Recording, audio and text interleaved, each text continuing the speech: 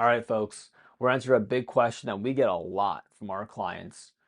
In what order should we pull from our accounts when we retire?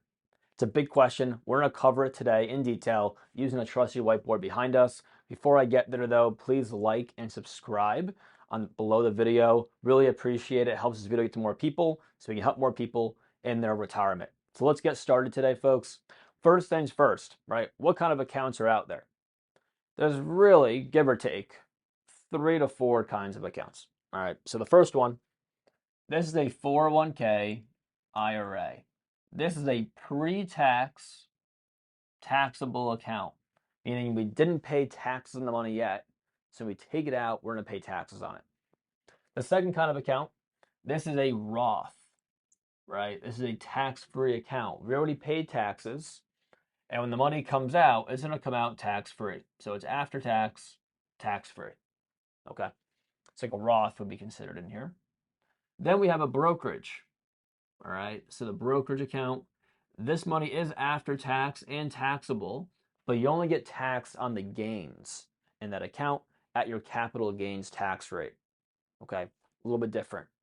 Now, before I even get to the income piece, what is the most important part of this equation? It's not how you take income out, it's actually how this money gets inherited. And this depends on your goals. If you have no one to give your money to, you might approach this a little bit differently. But most people have kids or grandkids they want to give this money to, and they want to pay the least amount of tax as possible, both in their lives and in their estate when their kids inherit their money. Give less to Uncle Sam, more to the family, right? I think it's most people's opinion. If questions on other sides of it, we can answer that. But for today, we're going to go over if you want to give money to people and live on your money, what does that look like? So, first, pre-tax money, money in 401ks and IRAs. When someone inherits that account, right, they're going to have to take that money out over a 10-year time period and pay taxes on it. Okay? We call this a tax time bomb. We have a video on this below that we'll get into more details on. But you also have an RMD, okay? So the RMD is important because you're going to have to take money out of this account no matter what when you turn 73 today, right? That's a new rule. Came out a couple years ago. So 73 is the new rule. That means this money, right? We're going to have to take income no matter what, even if we don't want to. So that's important to note. Now, a Roth, we don't have an RMD on a Roth. We can leave them there forever. It grows tax-free. When your kids inherit a Roth, it is also tax-free to them as well. You don't lose the tax-free status, which is nice, right? They inherit it tax-free. And a brokerage account, right? If you took that out, you pay capital gains on it. But what if it goes to your kids? Well, if it goes to your kids, we get something called a step up in cost basis. Meaning, let's say we bought Google, and Google stock at the time was at $100 a share. All right, it was a long time ago. And you were to pass away, and now Google is worth $1,000 a share. Right? You did really well in your lifetime.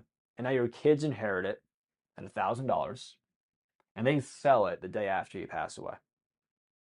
They sell it for $1,000. How much in taxes do they pay? They actually pay nothing because their new cost basis, right? Because your cost basis, if you sold it in your lifetime, would have been 100. So you would have paid taxes on $900 there if you sold it. Your kid's cost basis is the day that you passed away. He gets that price, which would be 1,000. And if he sold it for 1,000, he's paying no taxes on this money. So what accounts are great for kids, grandkids to inherit it? Well, it's going to be your Roth and your brokerage accounts. That is going to go the longest way to your kids, especially the brokerage, because you can't get that money tax-free, but they technically can with that step up in cost basis, or at least a lot reduced on the tax side of things. Important to note. So where do we pull from first? Well, because we have to pull from here, because of the RMD, typically we will take from the pre-tax accounts first, right? This is kind of the first way we take money out, okay? Now, the second way we take money out, typically, we'll do the Roth account. And then third is the brokerage. And that's just because of the huge advantage that you get from yourselves to your kids. Taxes play a major role. Now, of course, this might be different based on your personal situation. But let's say you had an even amount of money in all these accounts and you get to choose which one you pull from. This would be the account you would pull from first. Then you would pull from the Roth, then the brokerage. Now, if you don't want to give this money to your kids and you want to pay less taxes on your end, then yeah, we would do a mixture of both at once to keep you in lower tax brackets, right? And limit that overall. So it also depends on what you're spending. If you're spending $5,000 a month versus $20,000 a month, then yeah, that might change my answer there. But for the average person going into retirement, probably spending $5,000, $10,000 a month in the 12 to 22% tax bracket, that's the order we're typically going to go in. But again, you might be different. I definitely recommend consulting a professional and making sure you're doing the right things there.